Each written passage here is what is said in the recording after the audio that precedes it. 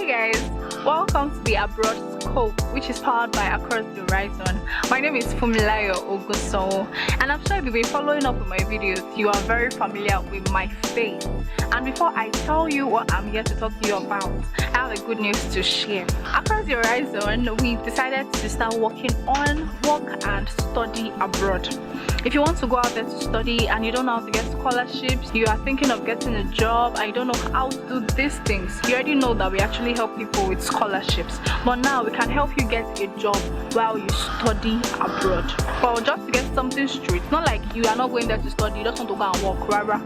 We've not started working on that yet, but we are working on something. But for now, we are working on you studying abroad and working also. Actually, this is an opportunity for you to also pay your tuition while you study.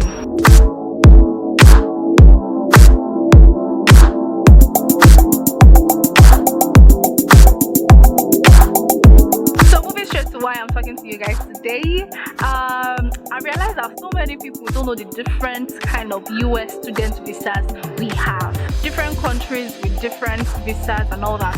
But I'm being specific today as I'll be talking to you about the different US student visa. If I were you and maybe you've gotten your I-20 and you don't know which one to apply for, I will tell you to get a sheet of paper and a pen and begin to write down, because these things are important for you. I mean, myself, I wrote down some things also in my jotter, so I'll make sure that I don't forget anything as I'm talking to you guys. So if you're going to study based on, say, you've gotten admission and you're just in the visa stage, please make sure you understand the different type of student visas the US government has before you pick one.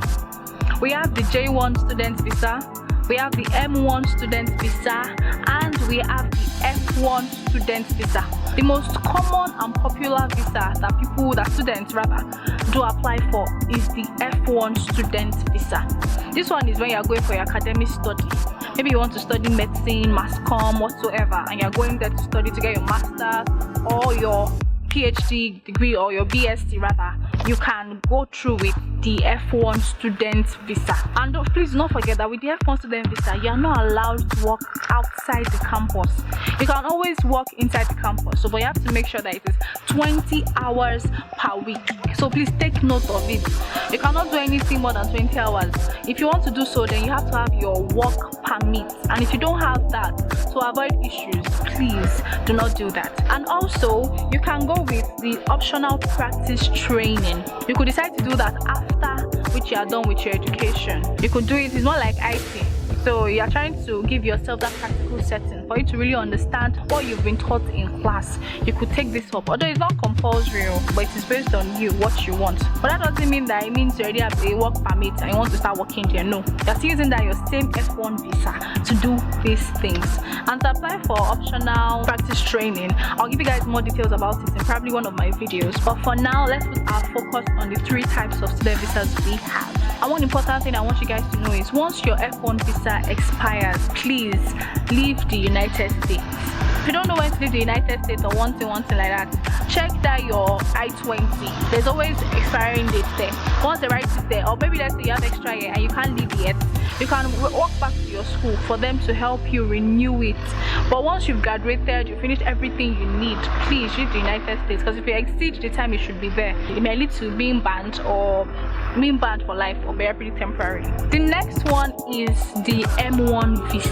M1 visa for those going to learn a vocational skill. Probably you want to work more on your film study, or you want to learn more in fashion designing and all those things. This is the visa you should apply for, M1 student visa. Because it's not like you'll be getting a master's degree, a BSc degree or whatsoever. You'll be getting a certificate that showed that you completed the training of this so course.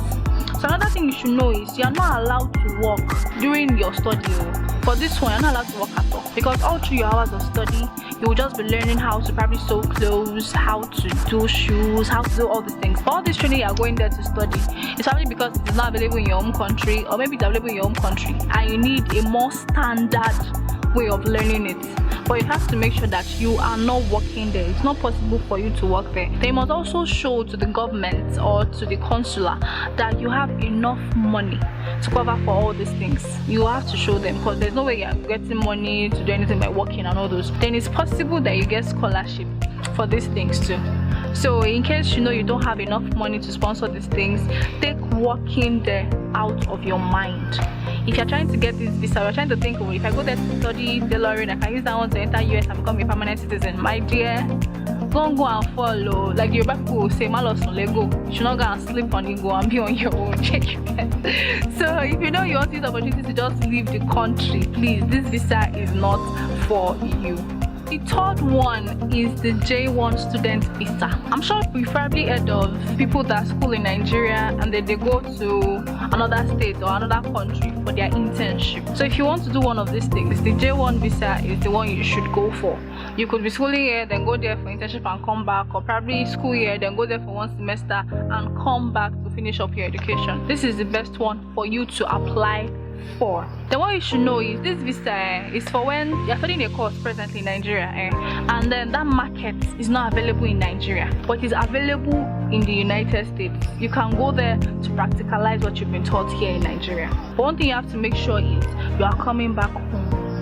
And these visas don't stay for like a long time, because most times I hate the notion that people give that I'll go and study and I'll not come back again. Why? You will go study, then if you get a job they can help you work out work permits, then from there you can become a citizen. But please don't go to the United States and become a citizen on your own with no documents. It's disgraceful in it. Another thing I want you guys to know is this visa is more like a work and study visa, because you're working, and as you're working you're learning. Sure you get. And what I want you guys to put in mind in all these visas are, there's only 2 of these visas that you can study and work, except one, which is the M1 visa.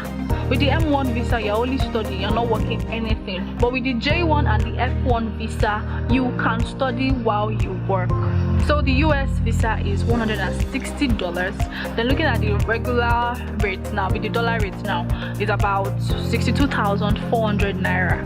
Then the reciprocity fee is $110, which is 44,000 naira. You only pay that if they've accepted your visa to study abroad.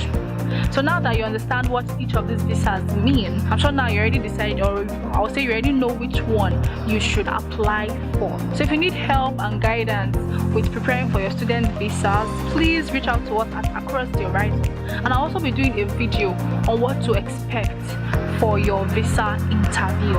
I'll do a video on that soonest for you guys to watch. So please subscribe and turn on your post notification so that you'll be the first person to know once this video drops. And if you also need help with getting scholarships, applying to these schools, reach out to Across the Horizon. Like, we are here for you. Bring your problems to us. Let us provide that solution for you.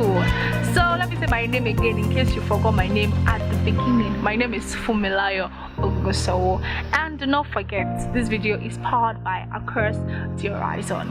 Like I usually say, love yourself, love your neighbor, and above all, love God. And please stay healthy. Bye.